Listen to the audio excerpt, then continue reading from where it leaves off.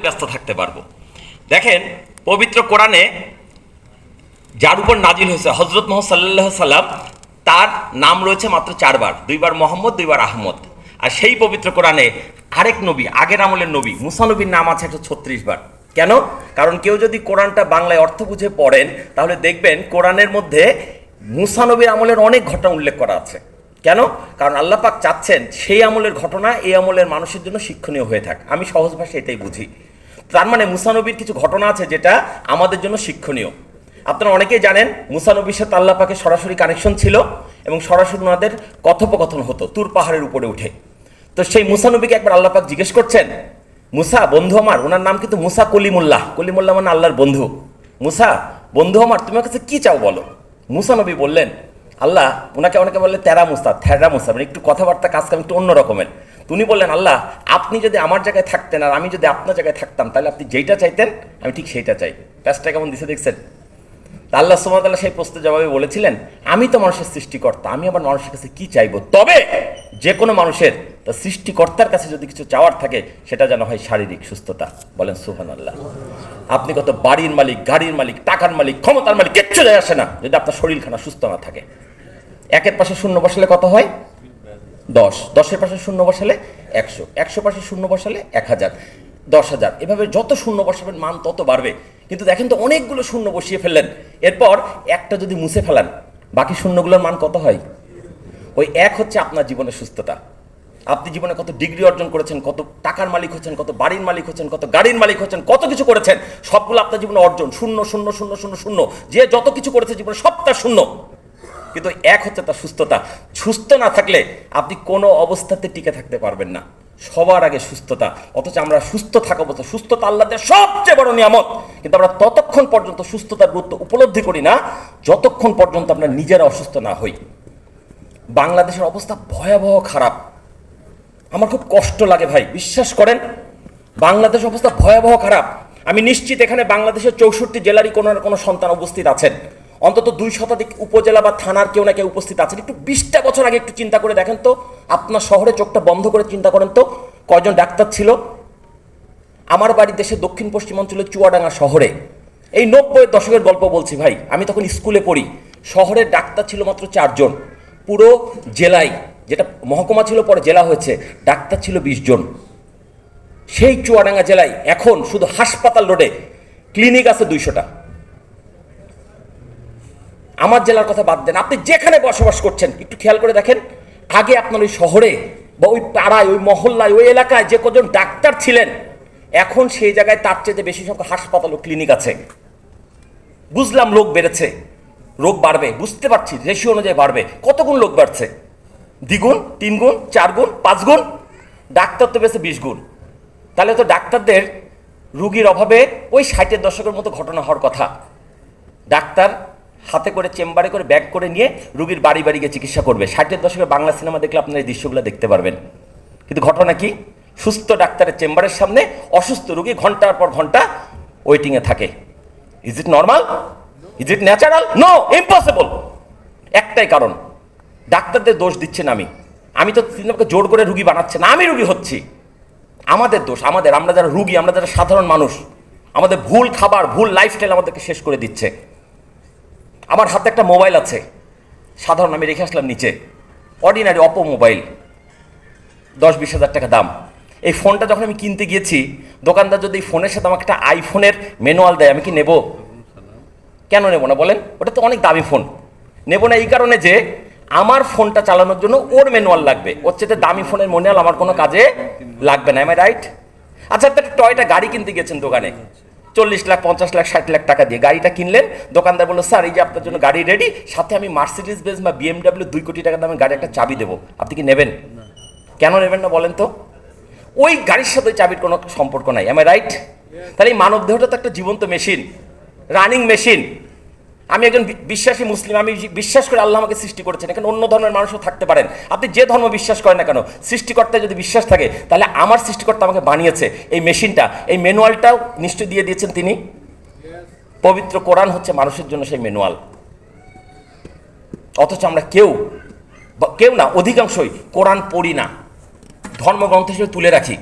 পড়লেও আরবিতে পড়ি, হ্যাঁ পড়েন, সব হবে, কিন্তু আমি বলি কি জানেন, দয়া করে কোরআনটা একটু বাংলায় অর্থ বুঝে পড়েন ভাই।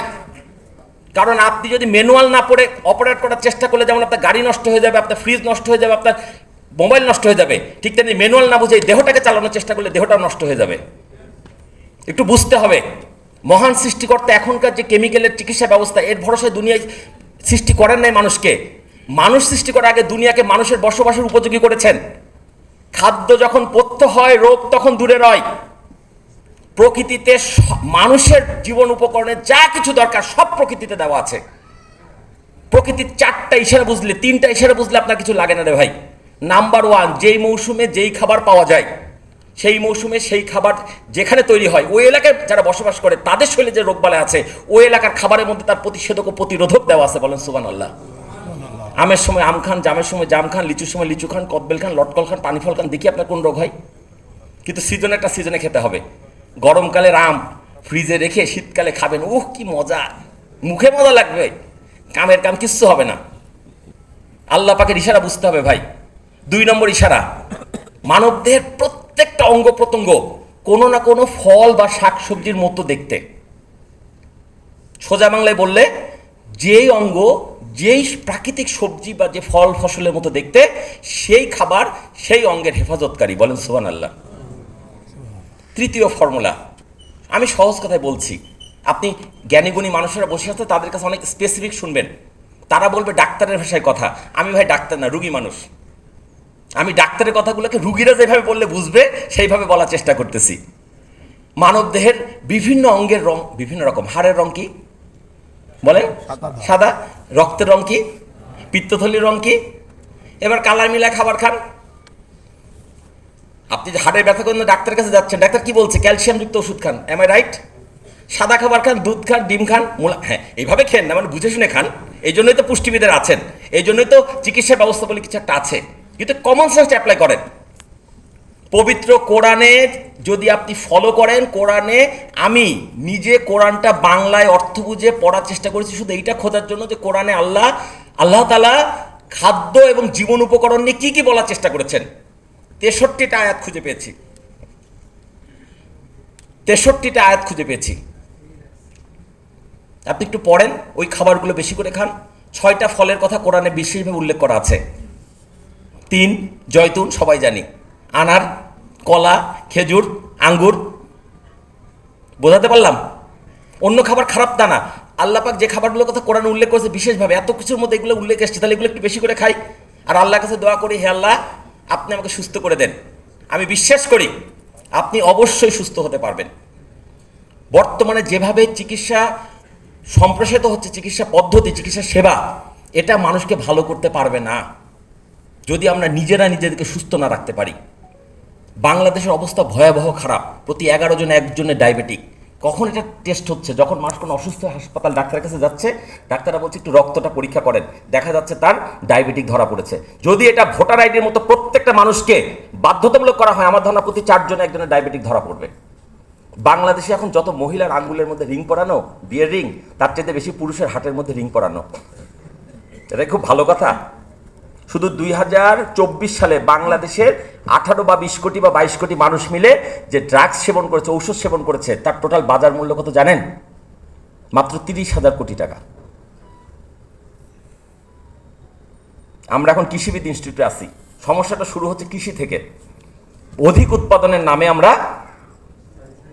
কীটনাশক আর সার মিশাচ্ছি। বাংলাদেশে কত টাকার কীটনাশক লাগে বছরে জানেন? মাত্র 15,000 কোটি টাকা। 15,000 কোটি টাকার কীটনাশক বিষ ব্যবহার করে বিষাক্ত খাবার উৎপাদন করে সেই খাবার খেয়ে 30,000 কোটি টাকার ওষুধ খেয়ে আমরা সুস্থ হতে পারছি না। বিষয়টা একটু বোঝার চেষ্টা করেন ভাই। হিসাব পরিষ্কার। দয়াল বাবা কলা খাবা গাছ লাগায়া খাও। সময় এসেছে নিজের খাজাবা নিজে উৎপাদন করে খাওয়ার। এছাড়া বাঁচার আর কোনো রাস্তা নাই। আজকে আমরা এই কথাগুলো শোনার জন্য আসি নাই, এখানে জ্ঞানীগুণী মানুষেরা বসে আছেন। আমি একটু আগে জানতে পারলাম আমাকে দুটি কথা বলতে হবে। মূলত আমি এসেছি প্রথম দিন এই বইটি সংগ্রহ করার জন্য, এবং বইটি সংগ্রহ করে অলমোস্ট আমি অনেকখানি পড়ে ফেলেছি। আলহামদুলিল্লাহ, আমার একটা দ্রুত পড়ার একটা অভ্যাস আছে, আমি অনেকখানি পড়েছি। আমার মনে হচ্ছে ওই যে কথাটা চেয়ারম্যান স্যারও বলে গেলেন, এই একটি বই একটি পরিবারকে সুস্থতার পথে রাখার জন্য যথেষ্ট। প্লিজ আপনি নিজের জন্য তো রাখবেনই, আপনি যাকে ভালোবাসেন, আপনার যাকে পছন্দ হয়, আপনি যাকে চান দুনিয়াতে সে সুস্থ থাকুক, দীর্ঘদিন বেঁচে থাকুক, কিছু না পারেন, একটা বই তাকে গিয়ে প্রেজেন্ট করেন। একটা বই জীবন পাল্টানোর জন্য যথেষ্ট হতে পারে। আমাদেরকে বুঝতে হবে সুস্থ থাকার মূল মন্ত্র চমৎকার হবে। এটা কিন্তু ডক্টর হকের প্রথম বই না, আজকে আমরা আনুষ্ঠানিকভাবে বলছি, এটা ওনার 7ম বই। এর আগে ওনার 6টা বই আছে, 4টা ইংরেজিতে, 2টা বাংলায়। যদিও সেই বইগুলো ইয়েতে পাওয়া যায়, আন্তর্জাতিক অ্যামাজনে পাওয়া যায়, কিন্তু বাংলাদেশে অ্যাভেলেবল না। উনি এই প্রথম পারের মতো, আচ্ছা একটা স্যারের বই এখানে চলে এসেছে, ওকে, এই প্রথম, আচ্ছা আর সবগুলো আছে। স্যারের এই বইটা প্রথম আমাদের সবার হাতে পৌঁছে গেছে। এখন আমাদের দায়িত্ব এই বইটাকে প্রচার করে দেওয়া। এই বই বিক্রি হওয়া না হতে স্যারের কিচ্ছু যায় আসে না, আমি বলছি আপনাকে। আমি মুজিবুল হকের প্রতি কৃতজ্ঞতা প্রকাশ করি বারবার সুযোগ পেলে। ওনার মতো অনেক দেশের মেধাবী সন্তানের বিদেশে আছে না রে ভাই, উচ্চতর ডিগ্রি নেয়নি, তাদের কয়জন দেশে ফেরত এসছে, কয়জন দেশের কথা মনে রেখেছে, কয়জন দেশের মানুষের ভালো চেয়েছে। যাক, যে যার মতো থাকুক, আল্লাহ সবাইকে ভালো রাখুক। কিন্তু ডক্টর হক সেই ব্যক্তি যিনি বছর অন্তত 3 থেকে 4 বার দেশে আসেন, দীর্ঘ সময় থাকেন, দেশের বিভিন্ন প্রান্তে দৌড়িয়ে বেড়ান। ওনার সাথে আমার ঘনিষ্ঠতার কারণে আমি জানি উনি সকালে কোথায় সেমিনার করেন, বিকালে কোথায় সেমিনার করেন, মানুষকে সচেতন করার চেষ্টা করে যাচ্ছেন। কিন্তু আমাদের একটা সমস্যা হচ্ছে যে তালিকা অবশ্যই জোরে হওয়া উচিত তালিকা, কিন্তু আমাদের একটা সমস্যা হচ্ছে আমরা শুনি অনেক কথা, মানি না, এই জন্য আমরা সুস্থ হতে পারছি না। পবিত্র কোরআনে পরিষ্কার লেখা আছে, আমি কোনো কিছু অহেতুক সৃষ্টি করি নাই। আল্লাহ তাআলার এই কথাটাকে বুঝতে হবে। মহাপ্রকৃতিতে সকল কিছুর ঔষধ আছে।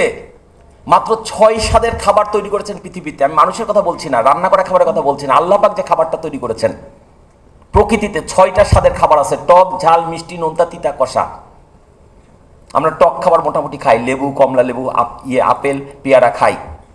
ঝাল খাই, লবণ দিয়ে, কি বলে, মরিচ দিয়ে, শুকনো অথবা কাঁচা মরিচ দিয়ে আমাদের রান্না হয়। টক, ঝাল, মিষ্টি তো মাশাআল্লাহ, বাকি সবগুলো জানা খাই, মিষ্টি একলাই তা খায়। এবার বলি কি রাসূলুল্লাহর হাদিস আছে, আরে বাবা, হাদিসের মিষ্টি আর এখনকার সাদা চিনি সেম জিনিস না, বুঝতে হবে আপনাকে। এটা কেমিক্যাল। আখের রস খারাপ ছিল না, কিন্তু আখের রসকে যখন বাজারজাত করার জন্য ওটাকে দানাদার করা হয়েছে এবং আখের রস জাল দিলে লাল হবে, ওটাকে যখন সাদা করে ফেলা হয়েছে তখন কেমিক্যাল মেশানো হয়েছে, এটা এখন বিষ হয়ে গেছে। এই ডক্টর হকের কাছে আমার শেখা কয়েকটা সাদা জিনিস বাদ দেন জীবন থেকে। সাদা চিনি, সাদা লবণ, সাদা আটা, সাদা ভাত, সব সাদা বাদ দেন, খালি একটা জিনিস যোগ করে, সাদা চা। কি বললাম? সাদা চা আবার কিছু গরম পানি, বোঝেন নাই? হোয়াইট টি। জীবনটাকে সাজান, নতুন করে সাজান। আমেরিকান ওয়েলনেস সেন্টারে বিভিন্ন সেমিনারে একটা কথাই বলা হয়, আমরা চাই আপনারা সুস্থ হওয়ার জন্য আমাদের কাছে আসুন, কিন্তু বারবার আসার দরকার নাই। আমরা এমন ট্রিটমেন্ট দিতে চাই আপনাকে যেন আপনি একবার নিয়ম শিখে যাবেন, বুঝে যাবেন, জেনে যাবেন, ইমার্জেন্সি ম্যানেজ করে নেবেন, বাকি জীবন নিজের দায়িত্বে সুস্থ থাকবেন। বারবার যদি আপনাকে আনি তাহলে আমি আপনাকে নিয়ে ব্যবসা করছি ভাই। এবং বর্তমানে সরি টু সে, চিকিৎসা বিজ্ঞানের নামে চিকিৎসা ব্যবসাটাই বেশি হচ্ছে। এখন ঠিক ঠিক বলে লাভ নাই, কে কোথা থেকে কমিশন খাইলো, ঘুষ খাইলো, এগুলো নিয়ে ফেসবুক ফাটায় লাভ নাই। নিজের সুস্থতা নিজে নিশ্চিত করেন আগে। আপনি কারো কাছে না গেলে কেউ আপনাকে গলা ধাক্কা দিয়ে আপনার কাছে কমিশন খাচ্ছে না রে ভাই। নিজের সুস্থতা নিজে নিশ্চিত করেন, প্রাকৃতিক খাবার খান। পৃথিবীতে মানুষ ছাড়া কোনো প্রাণী রান্না করা খাবার খায় না, এই জন্য তাদের অসুখ বিসুখ হয় না। বুঝছেন? একটু বোঝার ব্যাপার আছে। আমাদের 4টা ভুল হচ্ছে। খাদ্য নির্বাচন ঠিক নাই, মানে সঠিক খাবার না খেয়ে ভুল খাবার খাচ্ছি। নাম্বার 2, খাদ্যের পরিমাণ ঠিক নাই। রাসূলুল্লাহ পরিষ্কার হাদিস আছে, যখনই খাবার পাকস্থলীকে 3 ভাগ করো, 1 ভাগ পানি, 1 ভাগ খাবার, 1 ভাগ ভর্তি রাখো। আমরা মোটামুটি 4 ভাগ খাই, 3 ভাগ পাকস্থলী, 1 ভাগ গলার নলি। কেউ কেউ আবার বলে যে না আমরা কপাল পর্যন্ত খাই, কথাটা কারণ ভুল না। ঠাইসা খাবেন আর সুস্থ থাকবেন, হবে না। মনে রাখবেন, মানুষের হায়াত এবং রিজিক নির্ধারিত আল্লাহ তাআলা কর্তৃক। আসমানে ফয়সালা হয় ভাই। আপনার 70 বছর হায়াত দিছে মানে আল্লাহ পাক 70 বছরের খাবারের